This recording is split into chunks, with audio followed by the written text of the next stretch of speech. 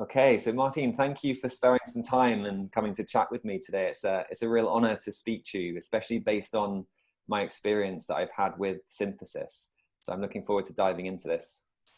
Thank you for having me, Alex.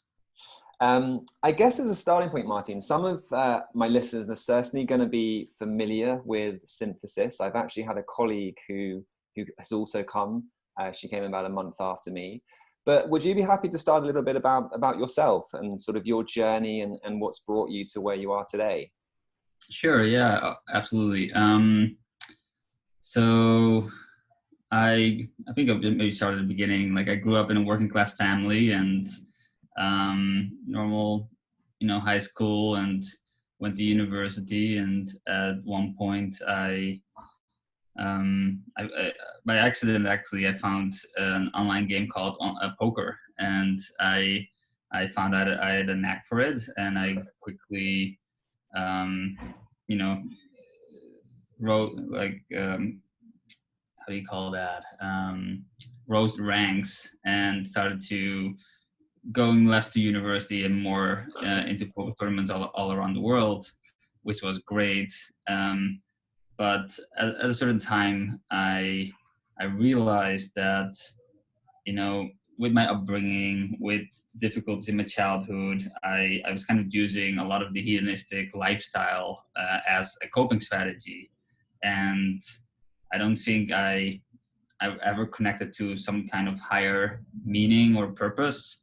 I was just playing poker to get rich and to chase this materialistic hedonistic lifestyle dream that I kind of grew up with television and reality TV and all of that. And when once I kind of had everything I wanted, I realized it was pretty empty, and it was pretty it was not a cure for the issues I experienced with myself. And I was kind of at that point, at kind of the height of my career, I was really suffering from depression. I had OCD. I had certain addictions that were very socially acceptable, but definitely didn't make me feel better. And I was this really glaring hole, like what to do with my life. I was about 21, playing in Vegas, and yeah, it's like at one point it just started to collapse, my whole world. And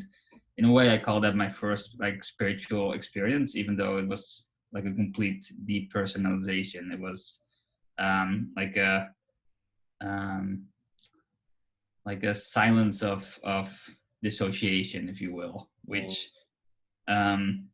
really disturbed me. It really was a big message in there. Like I had to do something else. And so I decided to quit university, quit poker, and I started to travel around the world. I had the great fortune of meeting someone who told me, hey, I can tell you're not really embodied. I can tell you're trying to cope with all these things, and all the solutions you've thought about doing is kind of more of the same, more games to play, the ego game, so to speak. Why don't you read this book? And it was a book by Pema Chodron, who is quite a well-known Buddhist teacher. And she has a way of talking that's very compassionate, very direct to the core of suffering. And I read it and I didn't understand much of it, but there were a few lines that were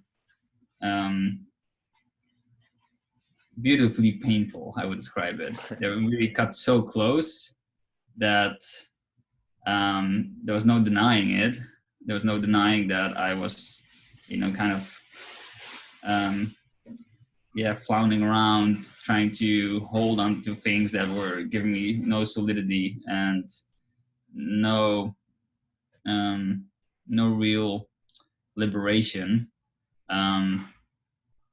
And I think the big thing I learned from that book is like, stop running, stop trying to be someone, try to transcend this reality by, success or trying to gather certain more extreme experiences, if you will.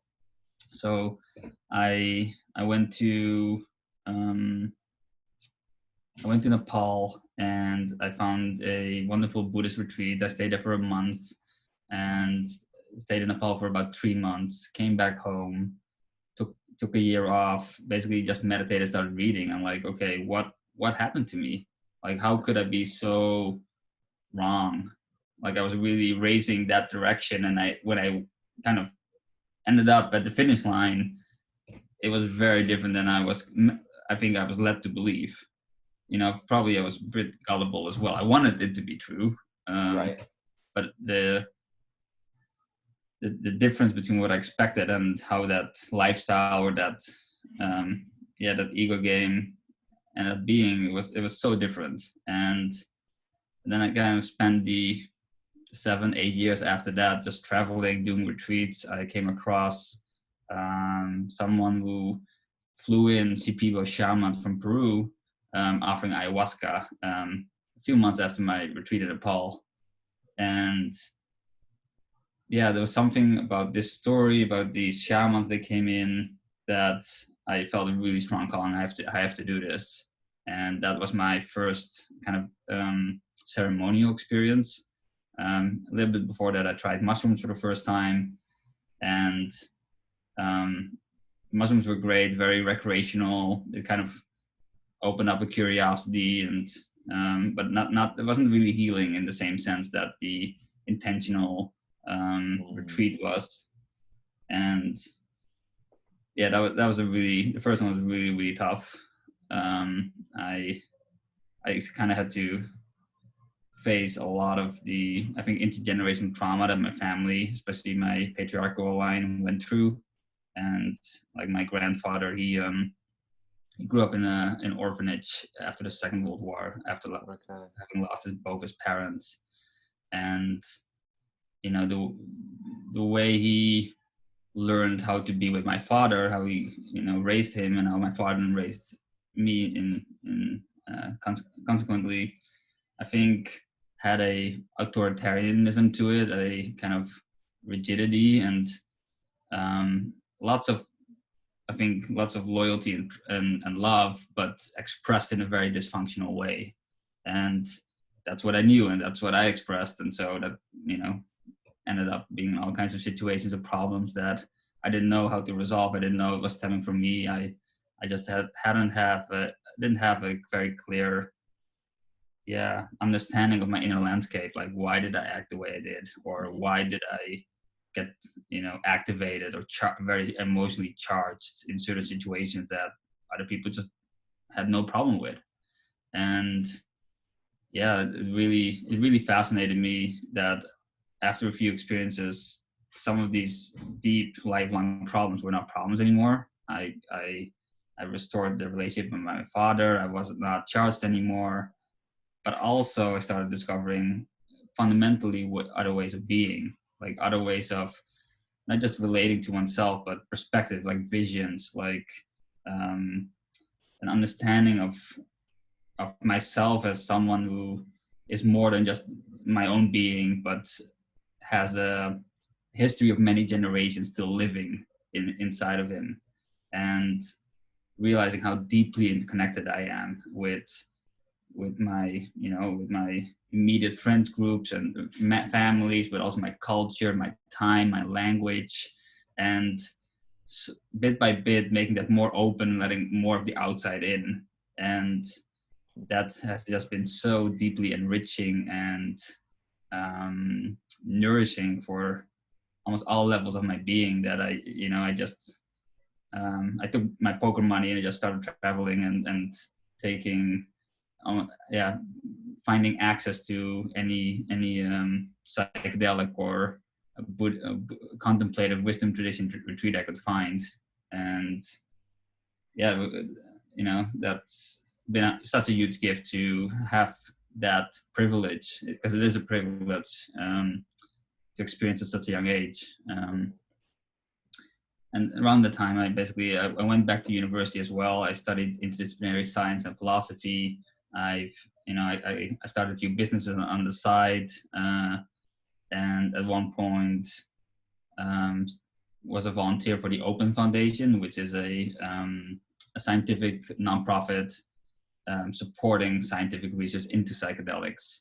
And all of that kind of came together in about, I think it was 2017, when microdosing was kind of like peaking, and I was writing about it and I was speaking about it, and it started to get like a mainstream acceptance that I hadn't seen before. I hadn't. There's always like these topics of excitement around consciousness change and intentional use of psychedelics. It was always niche groups, always, and now kind of the biohackers were taking it over, and Silicon Valley was taking over, and then there was a book about just a mom trying to help her depression, and there was like a really genuine interest into, hey, we have this suffering, and we're seeing these issues with how we normally kind of operate, and this might help us. And so that I think zeitgeist kind of culminated in the sense of, okay, what would be the proper way to integrate psychedelics into our modern culture? And we back then we kind of thought about it quite deeply, and to me it had to become like a synthesis of not just the research, but also the context of the older wisdom traditions, not just like new age kind of like a retreat that has the embodied practices, sharing, community. But it needs also a kind of medical rigor, and so there were many opposites that psychedelics kind of like they blend the boundaries in between. And so we wanted to synthesize all these natural tensions, and so I think those were like the big forces that culminated into what synthesis is. Yeah, and I think it's a really key point. I think looking back at my journey, like so many of the people who were on that retreat weekend with me, it started by reading Michael Pollan's book, suddenly realizing that there was this whole world of psychedelics that, quite frankly, I just knew nothing about. It's not something that had sort of entered my radar, so to speak.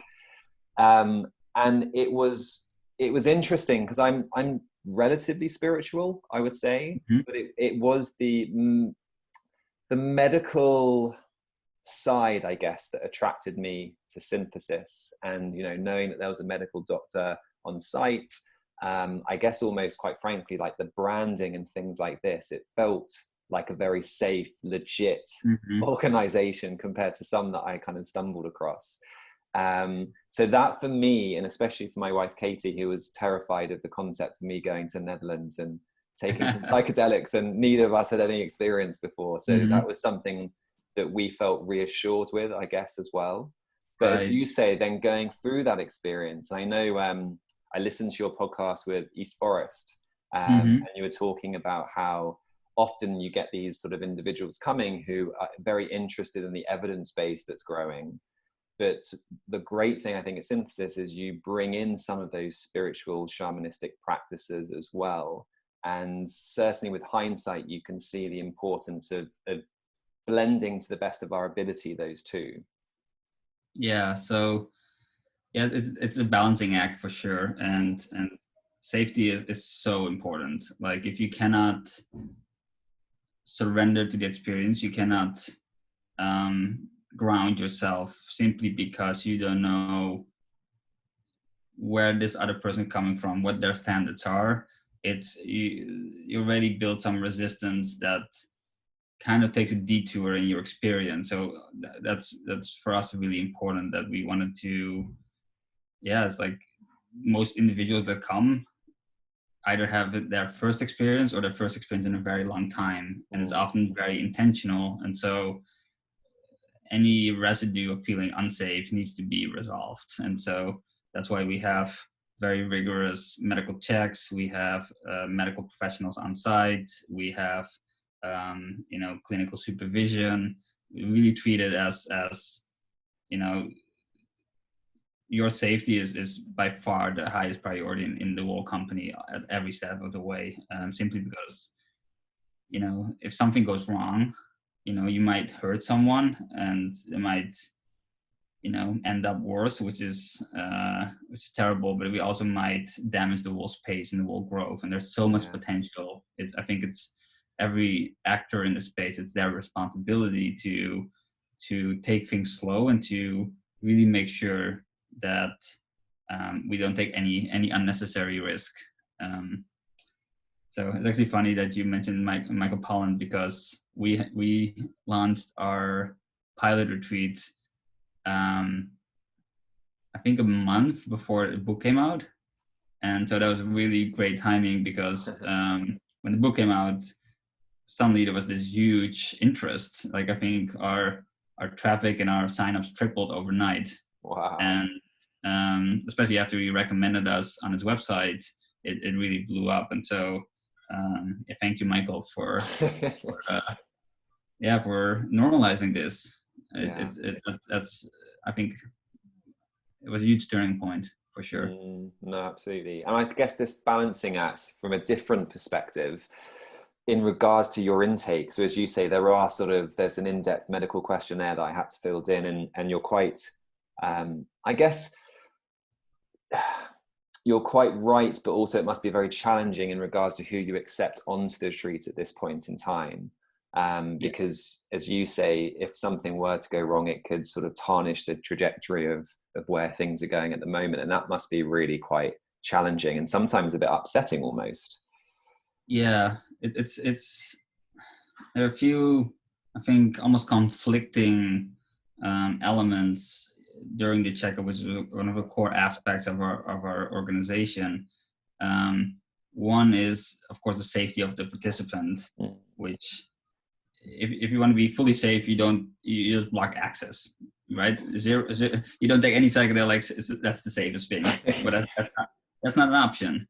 And then there is a group of people who probably need the help the most, yet they are already the most vulnerable, and they have the highest expectation that they're desperate. And so often these are the individuals right now that we have to say no to the most, regularly. And so that's really painful. Then, of course, in full transparency, we run a for-profit business, and so you have the business incentive that basically says, okay, let everybody in, right? To a certain degree. And what we've done from the very beginning, we've been incredibly risk averse, and I think also from a business perspective, we wanted to make sure that we hold ourselves to the highest rigor and in the space, best practices. That's just, no matter how we have to figure it out, that's what we have to follow. And we think that's the best value to create the most value over time, even though in the short term, you might have to kind of say no to all kinds of opportunities. So that's kind of like a balancing act. Until date, I think we've rejected about 40% of all applicants. Okay. But we will share some news very, very soon that will start accepting a lot more people. Wow. We've been working, I think almost close to a year now on building the right infrastructure to help those who we have been rejecting. And because that's, I want to create access to everyone, and it's been, finding the right people and building the right software and to work with the right partners. It's taken quite a bit of time, but we'll probably, we can announce something in maybe 60 days. Oh, wow. Okay. I'm really, really excited for that, because that will be kind of the world's first access to psychedelic assisted therapy. So amazing. Yeah, and I would love to touch on that maybe in a little bit in regards to kind of the future of synthesis and some of whatever you're able to, I guess, share with us at this point in time. But I guess for those listening, hopefully there are people who are really interested in potentially visiting synthesis who are yet to inquire or know a little bit around this. So would you mind just touching on, what are some of the the sort of red flags, for want of a better term? What are some of the conditions or diagnoses where we might be not able to currently attend? Yeah, so you can kind of, like, a very simple heuristic, if you will, is like a distribution of individuals. Some are too, they build up habits that are too rigid. They're repetitive, and they're often habits that might relieve some suffering in the short term, but long term they create a lot more suffering. And then, so think about addictions or even depression, like ruminating negative thoughts, anxiety, OCD, body dysmorphia. I'm not good enough, I'm not pretty enough, or my body's not capable in a certain factor. All of those, like everything that's too repetitive, too rigor, that can often be helped with a psychedelic. It creates a healthy form of entropy, of a reset. And it's a form of de-patterning. Whereas people who are suffering from too much fluidity, too much difficulty in having like a healthy ego structure, ego boundaries. And then you think about things like bipolar or schizophrenia, psychosis. Adding more chaos to that is probably not gonna work, or probably not as good. Like the science is still not out there, but that's kind of like the risk group. And then everybody falls on a spectrum. Nobody is fully 100% healthy. Right. Nobody is 100% sick. And so, well, things like depression is easier to accept than, for example, someone with anxiety, because anxiety makes the experience itself so much harder, and the care as well. And so those are things that we think about. Psilocybin might raise blood pressure, so we check on that, like heart operations, age. Those are things we look at. Family history in certain categories can be important. We do very, very thorough checks, and if you have a family member of psychosis or schizophrenia, then it's probably like we don't accept you at this time because the risk is just too high to get a triggering event. And we over time we can probably open it up to more and more people. Things that we're looking at right now is depression, minor addictions, minor PTSD, categories like that. Yeah. Because I've noticed on the website, since I initially was looking back in August, September time, probably last year, there are some different sort of styles of retreats, including, I think now I saw a private retreat. So is that just for people who I guess want their privacy? Are there other reasons why we might be considering anything like that? Privacy is a very important one. If you have any conditions that are related to other people, so for example, social anxiety, that might be a really good one.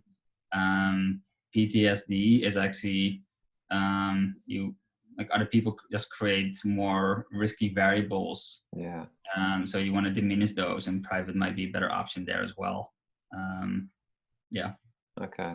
Yeah, it's interesting. And then I think you've got your men's and women's sort of retreats as well.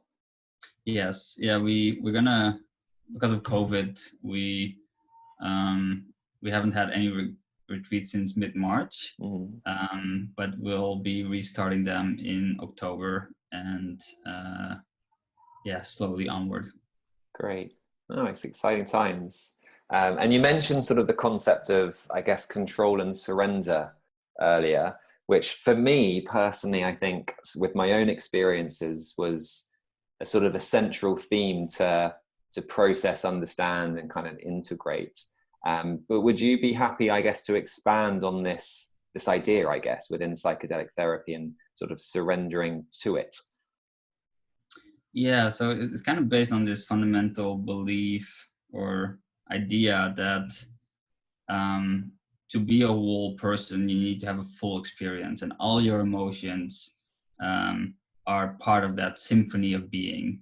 And what we often learn at a very young age is to compartmentalize, like, this is bad, this is good, this is how I get accepted, this is how I get rejected, this is how I want to be seen, this is what I want to hide. And that hiding can even, or often is, to ourselves. Like, we have an image of ourselves, and then the rest we push or dissociate or repress. And those are actually, in essence, very healthy mechanisms. Like, if without those, you cannot really cope, and you might actually be on the risky spectrum if you don't have healthy ways of dealing with the more difficult aspects of being human. But if it's too rigorous, then you might avoid a lot of situations that are actually very healthy for growth. You might avoid conversations. You might actually avoid realizations about what is driving you, what scares you. And we are quite conditioned to distract ourselves or to avoid certain aspects that actually would be very healthy for us. And that confrontation is often kind of like an existential orientation that has to be relearned, especially if you've been stuck in a certain belief for a while.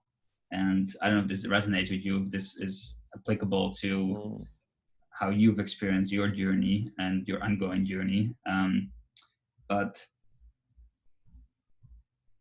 the healing is often in surrendering to the parts of us that we have disowned in order to become complete again, in order to make fear or anxiety or hurt, grief part of our repertoire. Like, without grief, it's going to be very hard to experience love again. Without fear, risk aversion is pretty hard to come by, proper risk aversion. Without courage, on the other end, you might limit yourself and become very, very small because you don't go out and explore, which is almost a human necessity. And so we often get stuck in ways. And what psychedelics do, they, you have these metaphors of kind of shaking the snow globe, or the new set of snow on a mountain, so you can pick up new paths instead of being stuck in the old ones. And that's, to me, at least in my experience, and this is what we see with synthesis as well, and it's what the data suggests, it suddenly opens up this new way of seeing, this new opportunity. Old emotional, for a while, not consistently, and there's definitely some regression, but for a while there's this openness, this sensitivity to what are your core needs, and without all the kind of projected limitations on reality, self-limitations, or in a way externalized. And that's incredibly liberating if you use that well, if you use that opportunity with the proper guidance, with the proper tools to self-educate. And I think that is still, big. I think we, as a culture, we just started beginning, like, okay, we need that. And since it's just started, okay, this is kind of how it looks like, and trying to push people the right direction. But we need so much more infrastructure to really enjoy the potential that psychedelics have. Yeah, I think the potential is crazy to think about, ultimately, when you think of some of what's coming out in the literature, from a sense of connection to the universe, the world, each other, nature, ourselves, through to creativity, through to treating some of these conditions you've mentioned, even down to changes in political thinking. It's incredible. And I think I distinctly remember coming back from my retreat and honestly thinking that some of the work that you and your team are doing there is some of the most important work that is being done, ultimately, because in my experience, yes, we can talk about other therapies or modalities that might have similar outcomes, none of them have, in my experience at least so far, the same. They're not a catalyst like psychedelics can be. You know, you have it and you dive deep 20 minutes later. It's not a meditation practice of an hour, 2 hours, 3 hours a day for 5 years or 10 years that I need to be doing to have that same sort of realization about some habit loop or feedback loop or whatever it may be. And that for me is such a huge part of it, the fact that you can go away and in these correct settings get so much out of it. And I guess, like you've already mentioned, that I would re-emphasize, the work starts afterwards ultimately, and that can be incredibly challenging. And it's something that I certainly, when people are asking me about the experience, I really try and reinforce the idea that it can be really, really hard to integrate some of what comes up.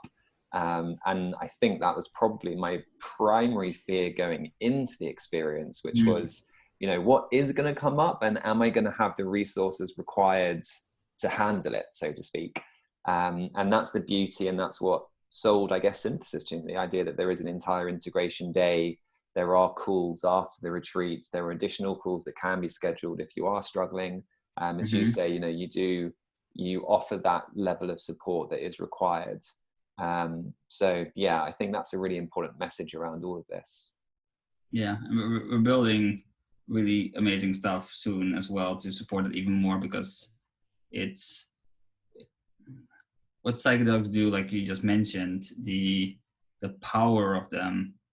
They really show you, this is the power of your mind. This is what you can do if you process some of these things that have been holding you back.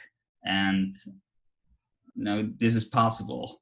But then, you know, it's very like in integration. Often the next day, the ego already starts to attach to a few things. Like, I'm already there. I already have the insight. I kind of don't want to. I don't want to go through this again. I already been.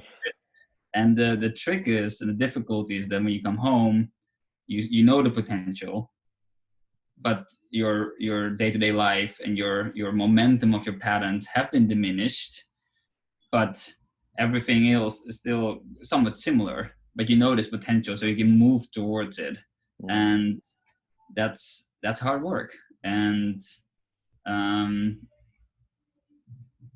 I hope, and I this is one of the main teachings that I think we would like to impart on people going through a synthesis program, or anyone who goes to have an experience somewhere else, is you're capable of it. It's possible. It might take time, it might take patience, it might take deep vulnerability. But, you know, if I can do it, and I know where I came from, then, you know, dedication on this path, and especially integrating other practices like psychedelics, you know, if you just start out, it might be worthwhile to do every 6 months, maybe every year, but over time you need it less and less. But in between, if you can kind of live your life as preparation for your next ceremony, which is kind of like an indigenous way of being in right relationship with yourself, with all your relationships, by integrating some contemplative practice in the morning, in the evening, some form of self-care that helps you remind yourself what are your main values you want to live by, like what does it mean for you to be in full integrity. Then things automatically from that place, from that space, from that groundedness inside, that often people land in the psychedelic journey somewhere. You know, some have to go to the oneness and come back. Some individuals have to go to hell and come back. But coming back with these, oh, here's my center, and connecting with that every day, you know, you see your life change, and that can be deepened again and again and again. And I think that's really remarkable, that we all have that potential. We all have the capacity to heal ourselves, and to not just, you know, do this for ourselves, for our own suffering, but also seeing how we are part of that network and part of the contribution to the suffering of others, and diminish that as well. And to me, that's the hope of psychedelics. There's nothing more powerful, more direct proof that is possible, that is needed, and that every one of us can, contribute to that hopefully that intergenerational healing of trauma, because it's I don't think we or most people realize how much of the problems we're facing is still because of the history, the very tumultuous history of being human, like the violence, the war, the plundering, the sexual violence, the racism, the inequality. It's we've gone through a lot, and we're going to go through a lot more. And COVID is one example. Those who are suffering a lot more, and it's very disproportionate. And we have the medicines. We can, if we use these things well, and it's still, I think, a big if, we can heal communities, and hopefully from that grow out to healing nations and healing, our species, which I don't think we have the luxury to not do that or to do it wrong. And so that's kind of my intention with synthesis, how we can play a little part in shifting that. Yeah, well, you definitely are, that's for sure. And it reminds me what you were saying around, what were you saying around psychedelics? It reminds me of a holotropic breathwork session, which obviously was created by Stanislav Grof when psychedelics were made illegal, as a way to try and tap into a similar sort of altered state of conscious. And during my experience there, which was, which was after my synthesis retreat, to cut a long story short, there was someone within the group who, when I was breathing, she was breathing as well. And she was having a really, really tough time. Basically, it was her third time doing holotropic breathwork. She was finding it incredibly healing and transformational, but she was still obviously having lots of challenges. And it was incredibly moving for me. And I think sometimes people worry, and I'm not sure if you've ever had concerns around this when people maybe inquire around synthesis, but the idea of doing it in a group, and what might happen if someone's having a very challenging experience, and will that impact on my experience? My experience both of synthesis and holotropic breathwork are that actually it reinforced the power of the experience, because certainly in the holotropic breathwork, I, not sort of deliberately, but I felt like I was tapping in, and her pain became my pain. I had these realizations that, pain is universal ultimately, and whether we kind of realize it or not, we're all taking it on to probably different degrees. But it was a very deep, powerful experience for me of kind of experiencing someone else's pain. And actually I have great gratitude for her being that sort of vulnerable and coming to the group, and then going through that process with all of us there with her as well. And there was a similar thing, but at the other end of the spectrum, at synthesis, where again, I think the group dynamic actually made it just that much more powerful for everyone. Yeah, beautifully said. What we're finding from the anecdotal stories, and also from some new research that we haven't published yet, so I could share a little bit here, is that the group is actually a significant part of the outcome and well-being. Like if you felt more connected without relating to someone with our normal mask or normal personas or normal hierarchies, like what you do, or like the image we want to share, but actually from a connected, authentic, heart-opened, vulnerable place, what we realize is that our health, our well-being, our sanity is part of a network. It's part of a group. We're way less individuals than we think we are. And I think that is one of the strongest illusions. Also, if you look at historically, it's a somewhat of a recent idea, like culminated in Descartes, really perfected by modern science, like a kind of reductionist. You are your own island, and it's just not true. And take a psychedelic, and you realize how much of not you actually are. And so for us, it's then a discernment. If somebody comes in with, I think, very valid fears and anxieties, like what if this other person that I don't know freaks out? What if I freak out? and don't feel well, and I have to bear that openly with somebody else. Those are, that is very scary. And so what we then do, we guide that person, we help them feel safe, because especially for those folks who have been hurt in the past, they have that gets triggered. And so that's exactly where the healing is for these individuals. And then we have to discern with individuals who, it's really not a good idea to be in a group. Or, and this is something where all our staff is trained in, if a person leaves the group. And so one of the ways to, view insanity is a person has drifted from the group and cannot relate, cannot calibrate, cannot ping anymore. Like, where are you? Where am I? How am I being seen? How do other people see me? Or what do people mean when they approach me? When that happens, it's synthesis. We take that person into a private space that is specifically catered around bringing that person back to earth. And it depends on where that person has drifted to. We have people who have tremendous experience in medicine work and can understand with senses people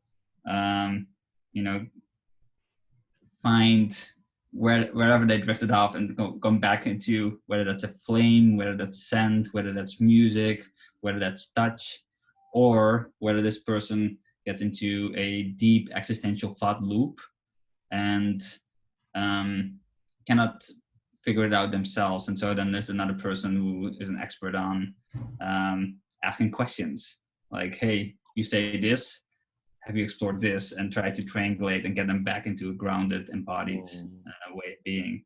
And so that, I think, is the value of having someone who is experienced around you, who is compassionate, open-hearted, because those are the juicy moments of golden insight. If somebody can reflect to you what's going on and you have that aha moment, that's almost like a religious conversion that will stay with you forever. And that's kind of like our responsibility to create the conditions, and we ask of the participant to learn or educate themselves to recognize that and step into that portal once it's revealed to them. Yeah, no, that's amazing. And I think, I can share a little bit of my experience, because although it wasn't extreme, it still relates to that very well. Which was once we had sat down and we had our tea and we had sort of munched on the truffles and we were lying down and the ceremony was sort of officially starting, so to speak, probably 10-15 minutes in, I felt like I was going to throw up, and I was having some quite strong anxiety. So I got up, I left the room, went to the toilet.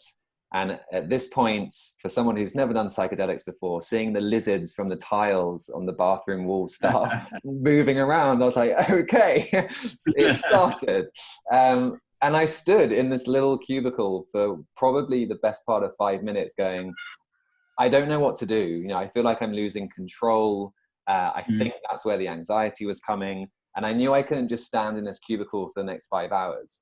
So I left. And I think it was Marta kind of just checked up on me. Going back to your idea of senses, she placed her hands on my shoulders and kind of just gave me literally like a 30-second massage, asked me what I needed, whether I wanted to go outside. And for me, I love touch. That was very grounding for me.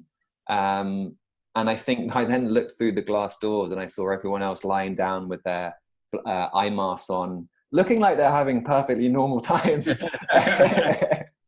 And I was like, okay, look, I don't have an option here. I'm in it now. So let's just go back in and work through this, having been grounded a little bit. And then going back to what you said around surrendering, once I'd kind of navigated that, and I was like, going back to the breath, as Sven had kind of instructed and coached us to do, it was once I had managed to surrender that I just melted away. And it wasn't that it wasn't, there weren't challenges that then came up, but they were nothing like that level of anxiety and almost confusion around, oh no. So yeah, I can really relate to what you were saying there around the facilitators and the volunteers and the supervisors. They were, I think I described it initially as kind of like our guardian angels, and their experience and their knowledge in the area was just so reassuring, and it made all the difference. That, and obviously, as you say, doing it in a group setting, there's nothing I think more healing than getting vulnerable and showing up in a group and then sharing our experiences. Yeah. How was the sharing circle for you? Because that to me is always the pinnacle of this work. Because you find the most poetic, deep, universal truths, and it's their truth, but it resonates almost always with the whole group. And there's this element that I've seen time and time again of the learning through the eyes of others, the insights, but then also the acknowledgement of other folks that, hey, you're loved, you're okay. And by being this full range, even these parts that we normally have trouble with expressing or even knowing that they exist. And yeah, that to me is, every time I've been part of one, it's just the most nourishing, beautiful thing just to witness that. Yeah, definitely. It's something that, quite frankly, I crave these days, because I think it's that special. So, to touch on that, there's the talking stick that goes around the circle, which I love, knowing that you're not going to be interrupted and you've got that space to share until you want to stop sharing. What was quite interesting, immediately after the ceremony, when we all came together before dinner, I think I was the sixth person. So the sort of baton went clockwise around the circle and everyone passed it. So I think everyone initially was like cautious about sharing what's just happened. And as we said off air, like I love talking about this stuff and I'm happy to share some of my experience. So I kind of got the baton and then started sharing a little bit about what happened for me. And what was really interesting, kind of rewinding to the beginning of the entire weekend, was the majority of us, when we shared our intention with the group, for most of us, it was around connection. We were wanting some deeper connection with either ourselves, our family dynamics, the universe at large. Connection was definitely the theme for our group. And it was for me as well. And what was really interesting during my sort of experience was I experienced sort of complete ego death. Ultimately, I was in the void. And I remember the first half hour of my experience, I generally wondered whether I'd had a psychotic break. But the weird thing was, no one knew about it. I was lying there perfectly still. It was kind of all in my head, just going, are people standing over me right now trying to, resuscitate me? There was definite this idea of, I don't know where I am. I don't know how to get back. While at the same time being relatively okay with that, because at the same time, it's a beautiful experience. But what I shared that did seem to kind of resonate with a lot of people was, I felt like, and this is what everyone says, psilocybin gives you what you need, not necessarily what you want. It was this idea of having to experience complete disconnection from everything to then appreciate all the connection that I actually did have in life. Because there were the thoughts of, being in this void. And I remember thoughts like, how am I going to get back to my bedroom this evening? Like, I don't even think I'm in my body anymore. How am I going to get home? How am I going to be on a plane? There were all these kind of really weird thoughts. But then, as you say, the integration of it is where you start to sort of understand, okay, why did I have this experience? How does it relate to my intentions? Or is there just something else completely that I need to kind of learn from this? So one of the things I remember a different member shared, and it's not too personal, so I'm sure they won't mind me sharing it, was around sort of a little bit of frustration during the ceremony for a reason. And in the integration, and again, I think it was Marta who did a little bit of coaching with him, she kind of explored how that might relate to day-to-day life, essentially. And like that, there was this kind of light bulb moment. It was like, oh, okay, I can see how that's kind of, again, just another lesson for me, essentially, in how I'm living life and responding to, I guess, the environment at large, ultimately. So there were loads of realizations for all of us, as anyone who's done psychedelics will kind of, I guess, get, including realizations around when we were kind of coaching one another. So on the integration day, there are moments when, for those people who haven't been to synthesis, just to share this little story, there are moments when you partner up basically and you're given an exercise to do, and it's around integration. And actually one of the biggest realizations out of the weekend for me was a question that came from one of the other members when he was just listening to, my narrative, what I was kind of struggling with. And he asked me a question, and again, it was just a light bulb moment. So it's amazing that, you're getting all of these different realizations, some from the plant, some from the facilitators, and then even just your fellow attendees as well. Mm-hmm. Do you remember the question? Yeah, well, maybe not word for word, but the general principle was I was compartmentalizing work and play. And I was basically labeling work as stressful and something I had to kind of manage and limit, and play as my playtime. And the fundamental problem was that I was compartmentalizing these things and not bringing them together. Even though my work is my passion, I had still created, I think, a narrative around work having to be stressful and something that, I needed better boundaries around. But the question really starts shed light on this idea that actually the problem is in the way that I'm just perceiving the situation ultimately. And actually, if I just reframe that, then the problem has disappeared on its own ultimately. So yeah. I think I love the universality of that message. Is like, if only we realized how much of our suffering are we contributing to ourselves. And this is one of I love this metaphor that I picked up early in the monastery, and I'm still deepening the insight, is the suffering that it's like we voluntarily put our hands into a fire and don't realize, and then blame other things that our hand is burning. I mean, the only thing we have to do is realize that we're putting a hand in the fire and you just pull it out. And that's, I think, one of the fundamental mechanisms of psychedelics and meditation. And I think they almost always have to go together for the modern mind. It's like without meditation, or a similar form of contemplation, there's no self-inquiry or meta cognitive process that kind of keeps track of all these. How do we position ourselves? Because the insight that you just had, that, oh, actually, it's how I conceptualize, or this is where I put play, this is where I put work. I should be supposed to be feeling this because that's that, and this is I can open up and enjoy this.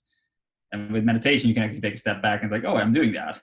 And psychedelics, in a way, help you do that very fast, very at the core, that sometimes meditation doesn't get to. And sometimes meditation you can, still put in one of those categories, even though you think you're stepping behind.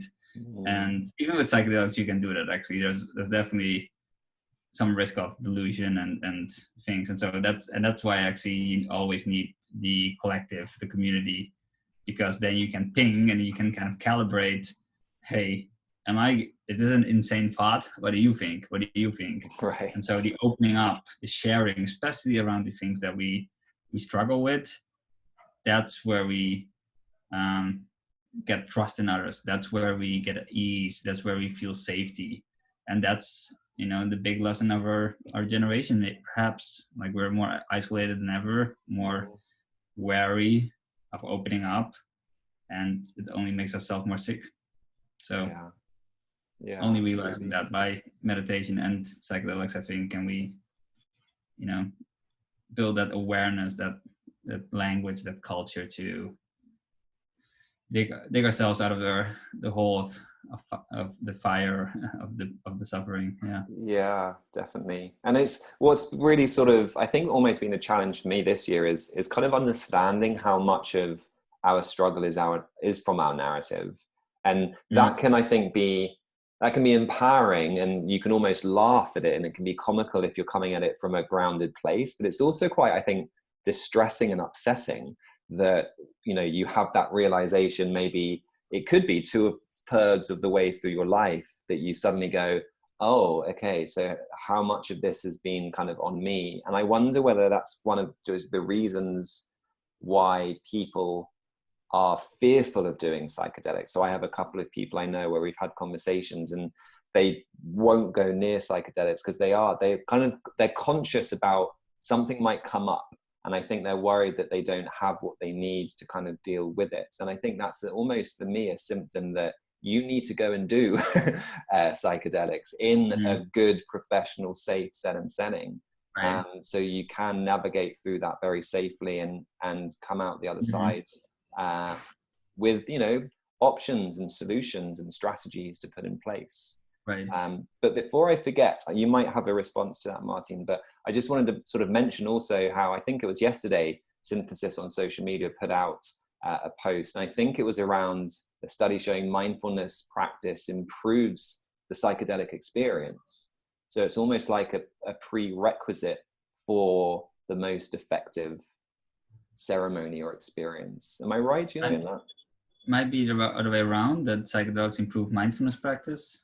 Maybe look it up, and I can, with your previous point, actually Michael Pollan wrote about it, that psychedelics are key for people all like in later stages of life, simply because the older you get, the harder it is to change, the harder it is to get with neuroplasticity, and there are only very few things that can help you. Meditation is one of them, psychedelics is another. Of course, it only works when you feel ready. So even though you might have a friend like you that say this is great for you, if your response is not some of curiosity or excitement, and it's like fear and anxiety, it's like, I don't know, it's probably not the right time. Sure. But we must also understand that a lot of that response is conditioned. It is a very normal, almost universal experience. It's incredibly safe. It can be a lot of joy and fun. The insights, and it's so meaningful. It's so purposeful that it's almost a travesty if you don't have one in your life. I think Terence McKenna once said that it's not having psychedelic experiences like not having made love in your life.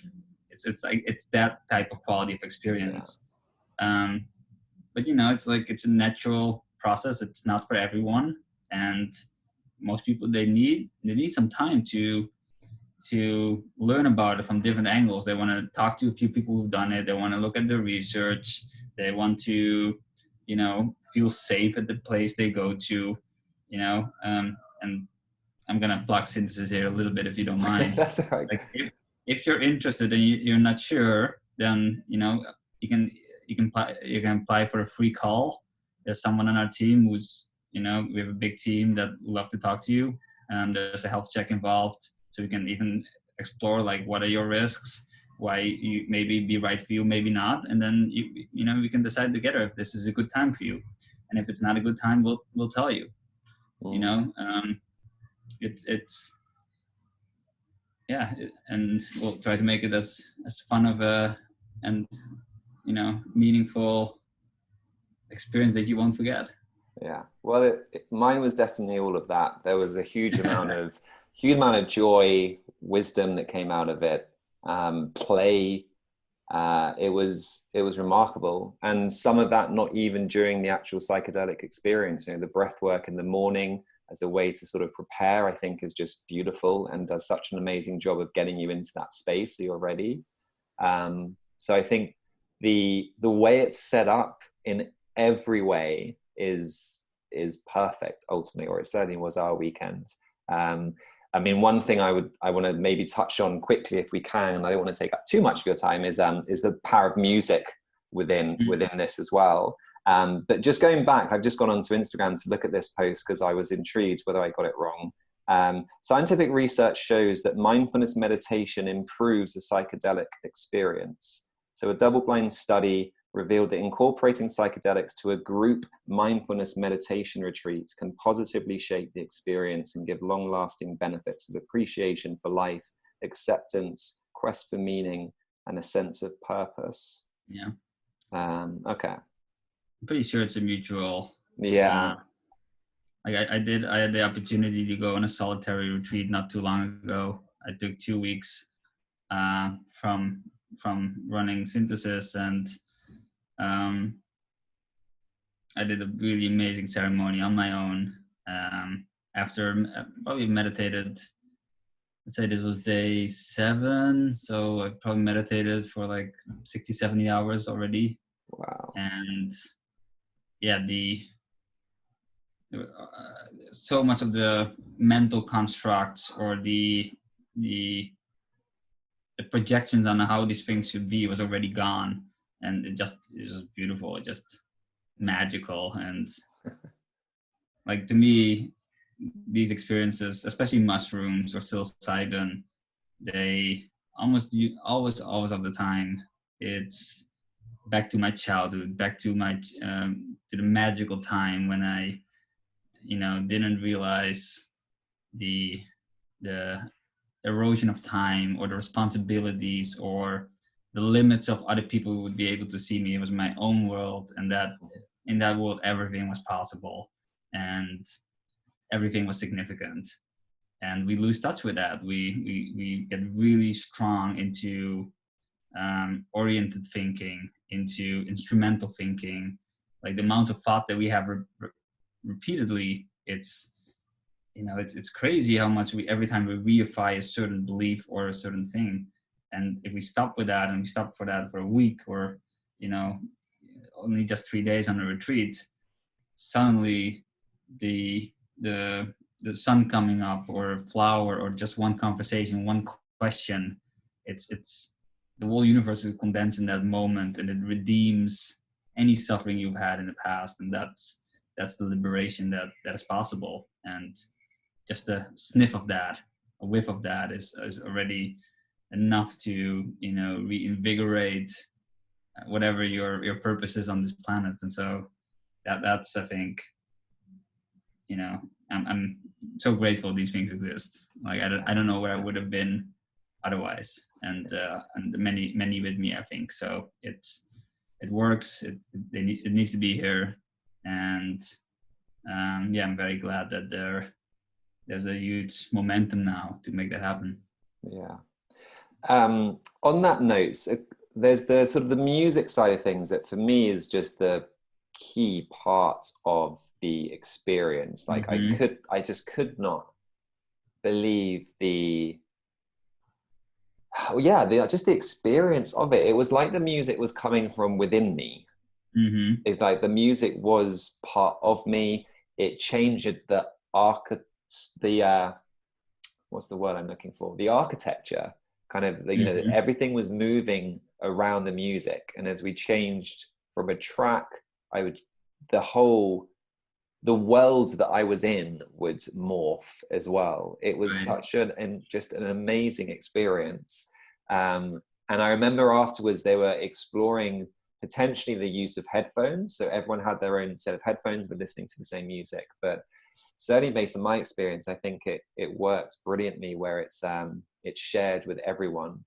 And going back to what we've already mentioned, I guess the ability to also hear what's going on in the room, I actually really liked, and it had a very positive impact on my overall experience. Beautiful. So I'm not sure if there's anything you want to share on the music side of things, Martin. The other thing that I would love just to touch on was it's something actually you mentioned, and it was part of your answer when East Forest asked you around why you use truffles. And obviously there's the legality side of things, but you also commented on this idea of lineage, I think was the word you used.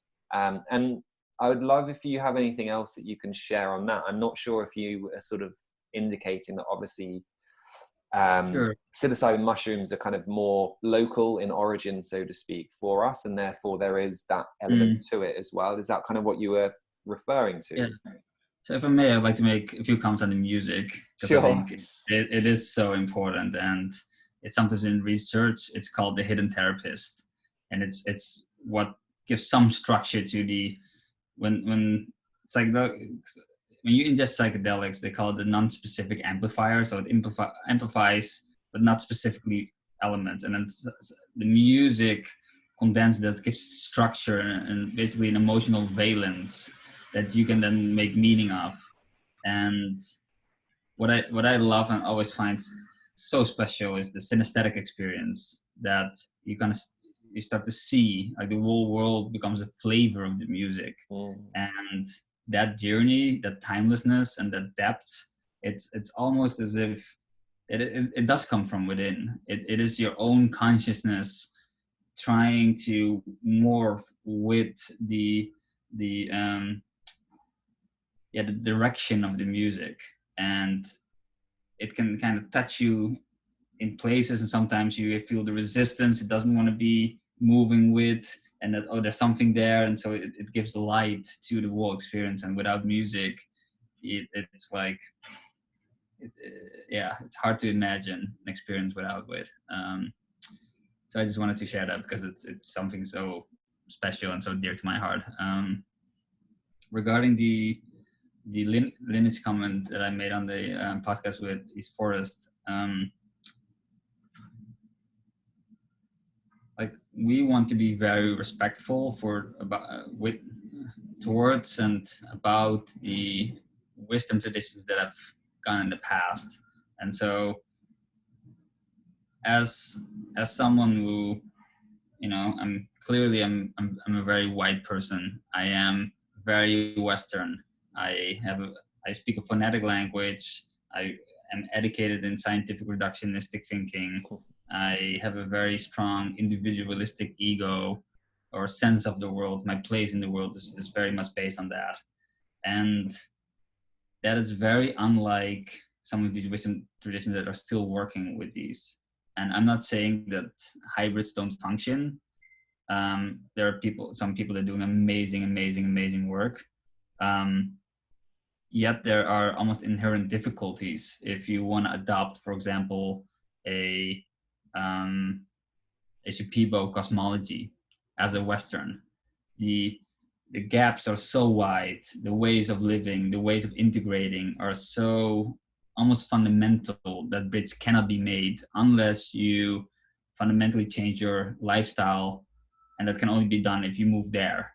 It's very hard to introduce that here. And if I'm happy to be on the record even that I see that it is doing more harm than good at more regular than people think. And so for synthesis, it was very important to kind of open a new path, a new tradition, if you will, that works really well for us. And not that we're better or worse than any other, traditional culture at the time. Like we all have our dark side and all of our issues. I just don't want to appropriate something that doesn't necessarily fit well. And the truffles kind of allow for that opportunity, because there is no lineage. Like one part of that, the mushrooms are universal. They grow everywhere in the world. There are a few different tribes that are still using them, or different cultures. We've learned from them for sure. Psychedelic therapy has learned from them for sure. But there's nobody who can say, well, that's my plant, or this is our tradition. They work with us. And I think that keeping that separate, I think is, in the end, that's better for all of us, because not every tradition, not every medicine will work for every condition. And I'd like to have a future where there's no mono way of using psychedelics. Like I've personally really enjoyed, a Bwiti inspired Iboga experience, or a Mazatec inspired mushroom experience, or Yahe with sequoia, or all these and they have their unique flavors, their own way of relating to that warriorship of confronting your own unconscious, your own shadow, of your own, you know, shortcomings, and the way you need to step up to become a full human being, a full, you know, in proper relationship. And yeah, I don't want to mix things, or even though it's almost impossible not to do, but yeah, like this allows for me, the truffle allows for this unique opportunity to actually work with something that's organic, that's nature based, that's plant based, and allow for experimentation and growth, and an openness to what will come from now, not what has been. Amazing.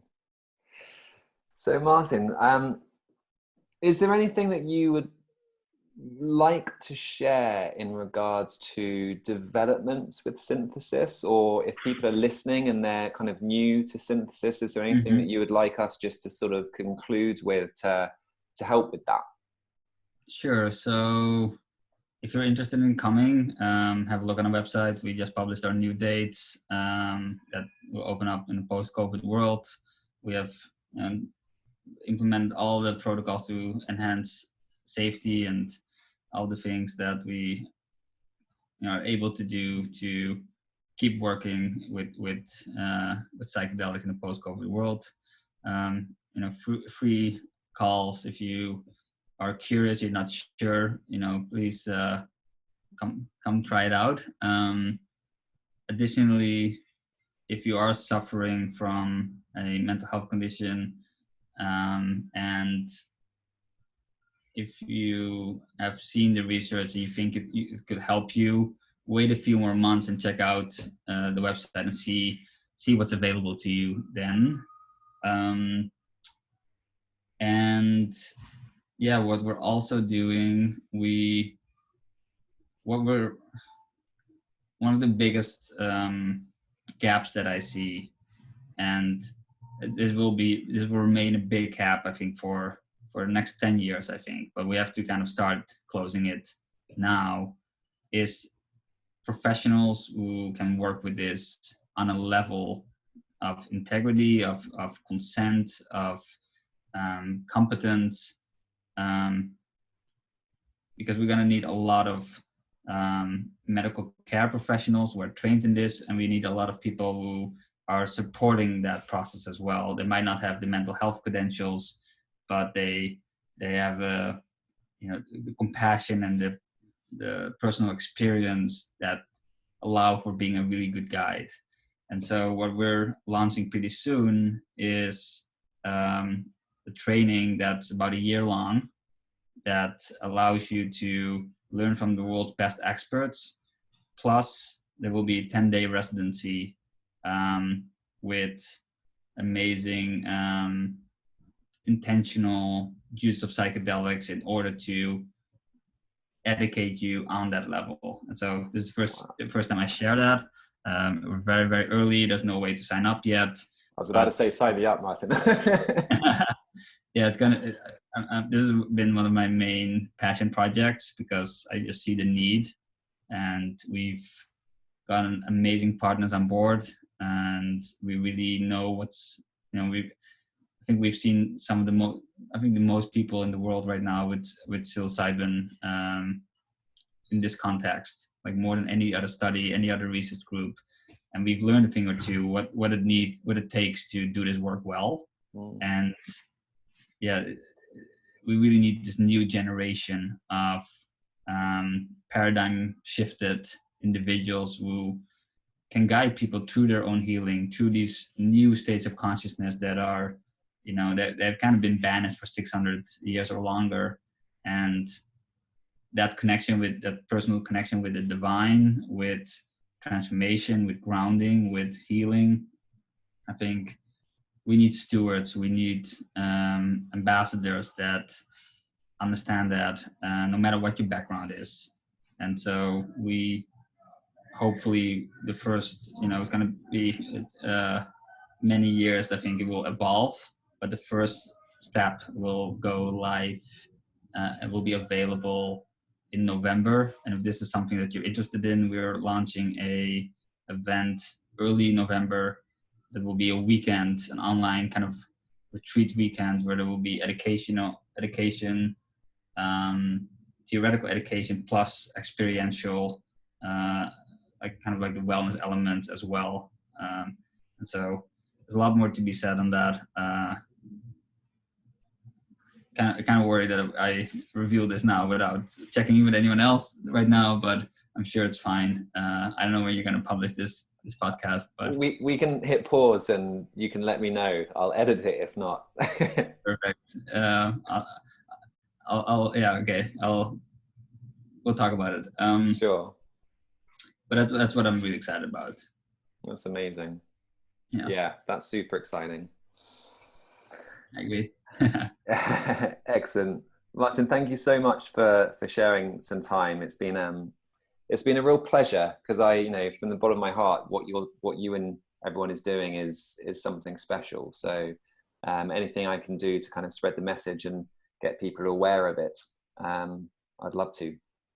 Thanks, Alex. I really appreciate the time of, trusting us and going through a program and sharing with other people. And it's really inspiring to actually hear stories of transformation. So I'm glad you had a positive experience, and we'll stay in touch.